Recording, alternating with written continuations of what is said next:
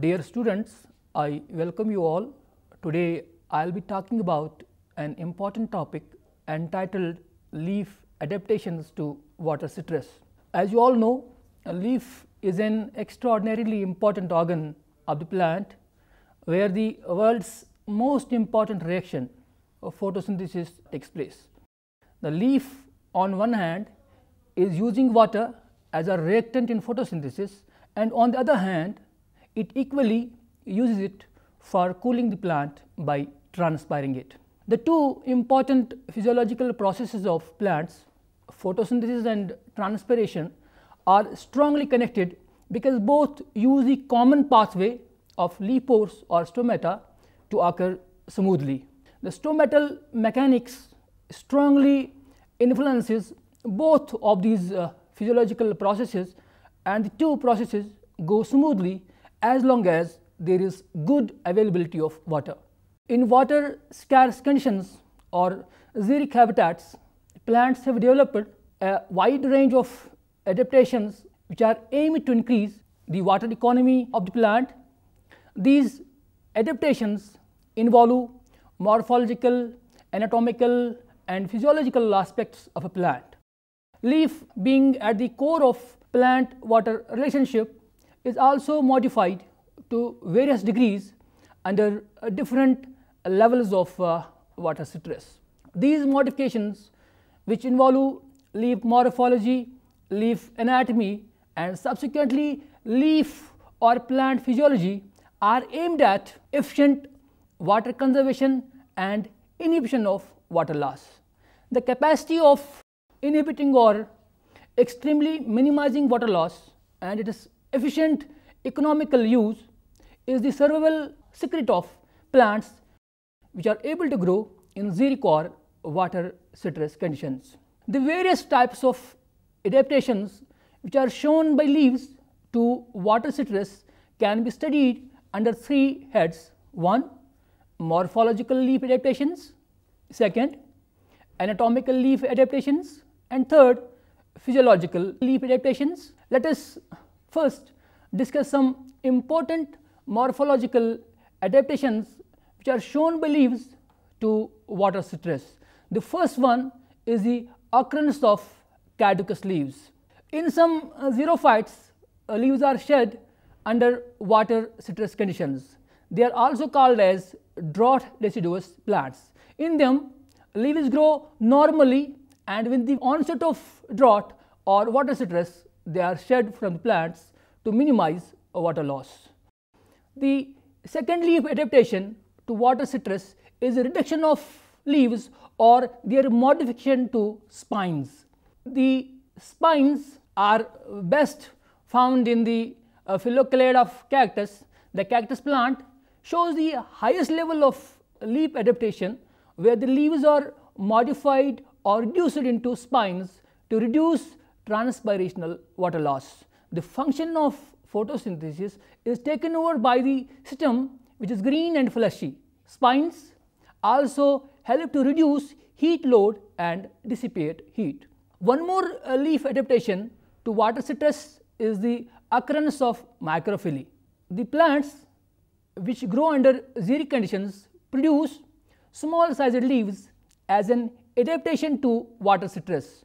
Smaller the size, smaller is the surface area exposed to light, and thus lesser is the water loss. Larger leaves offer larger surface area to light and thus show higher rates of transpiration. Besides, plants cool by evapotranspiration. When water is available, smaller leaves cool faster than larger leaves. The next leaf adaptation to water stress is the formation of phyllodes.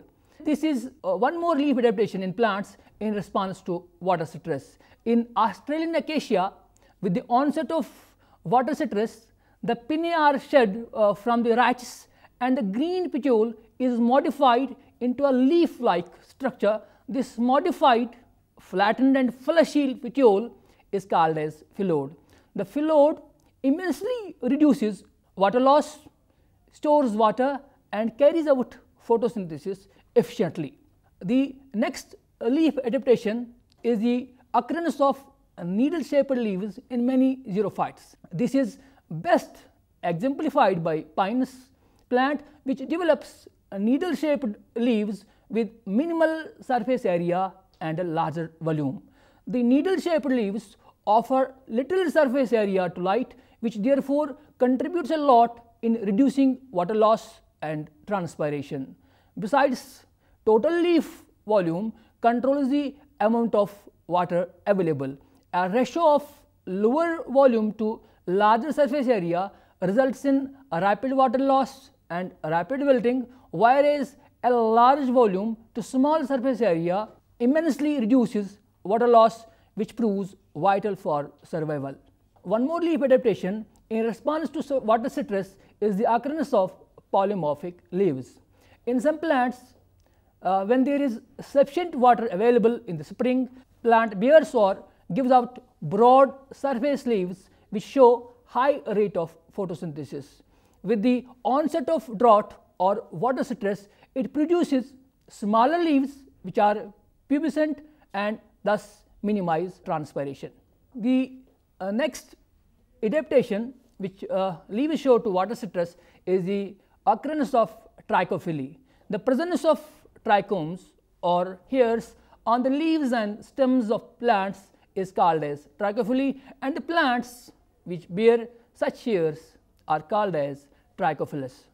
Hairs play an important role in minimizing transpiration. The hairs form a shield around stomata, thus not allowing winds to accelerate a rate of transpiration. Next important leaf adaptation which is witnessed in the grass leaves is the phenomenon of leaf rolling. Leaf rolling is an excellent adaptation shown by grass leaves during water stress to minimize transpiration. The spatial buliform or motor cells in the upper epidermis are responsible for inward rolling of leaves, which covers stomata, thus minimizing water loss.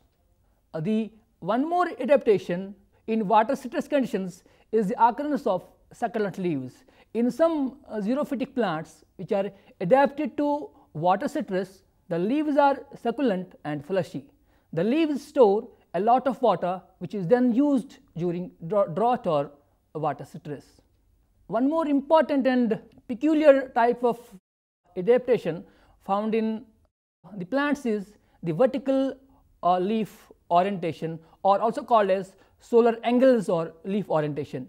The steeper leaf angles or vertical orientation of leaves reduces solar interception at midday when air temperature is high and transpiration can be severe. The light strikes these leaves in morning and in the evening when heat load is minimum. At midday, the leaf orientation is parallel to the radiations, which reduces solar leaf interception and thus efficiently cuts or minimizes water loss. Dear students, color is also very important. Leaf color is also taken as an adaptation. Studies have proved that light colored leaves or glossy leaves reflect light. They show a high reflectance. This lowers the temperature inside the leaf and thus prevents loss of water by transpiration. One more important adaptation found in the xerophytic plants is the occurrence of window leaves. This adaptation is best shown by the leaves of Haworthia retusa against water stress. The leaves of the species are small, deltoid shaped, forming a rosette. The apical portions of these leaves are translucent, which allows the light to reach to the interior of leaves or photosynthetic region. These translucent windows expose the photosynthetic tissue to light, and thus such leaves are called as window leaves. Now we come to the second category or class of adaptations shown by the leaves to water stress. These are the anatomical adaptations. The anatomical adaptations shown by leaves to water stress include presence of a thick cuticle, shiny waxy surface, sunken stomata, small number and size of stomata, thick epidermis and hypodermis, Puliform cells, as we do have them in the grass leaves, water storage tissue, small cells and small or little intercellular spaces. The first one is the thick cuticle. In order to reduce or prevent water loss from the leaf surfaces, the leaves develop a thick layer of cuticle which does not allow water molecules to escape from the leaf. This adaptation contributes a lot in water economy of the plant, especially under xerophytic or water stress conditions. Then we do have the shiny waxy surface. The wax coating acts as a barrier to water loss from the leaf surfaces. In addition, it is shiny and thus reflects light, therefore minimizing leaf temperatures and also transpiration.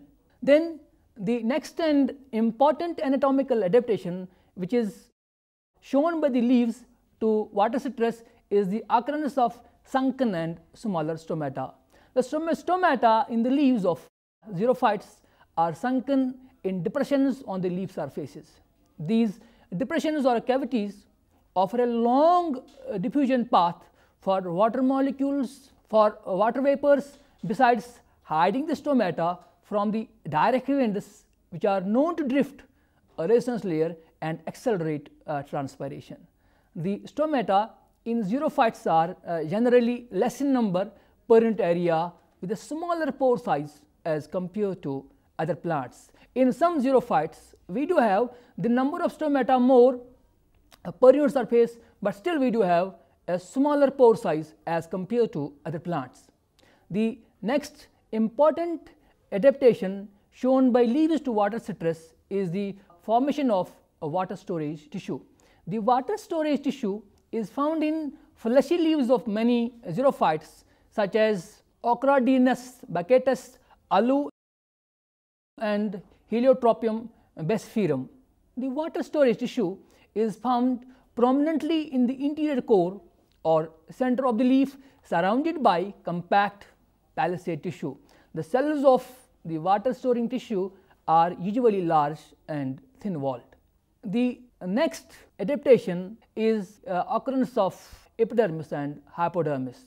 In many xerophytes such as Nerium, the leaf epidermis is multiserrate, consisting of colorless, compact isodiametric cells. In some xerophytes, the epidermal cells are colored owing to the presence of anthocyanins and beta-cyanins in them, which act as screens to light and thus reduce insulation. In Nerium, the leaf is also having a multilayered chloroenchymatous hypodermis. The leaf epidermis on the adaxial surface in grasses is having spatial buliform or motor cells which are large sized and which help in leaf rolling during water stress to hide the stomata from the external atmosphere, thus reducing water loss. This phenomena is best called as hydrocarry.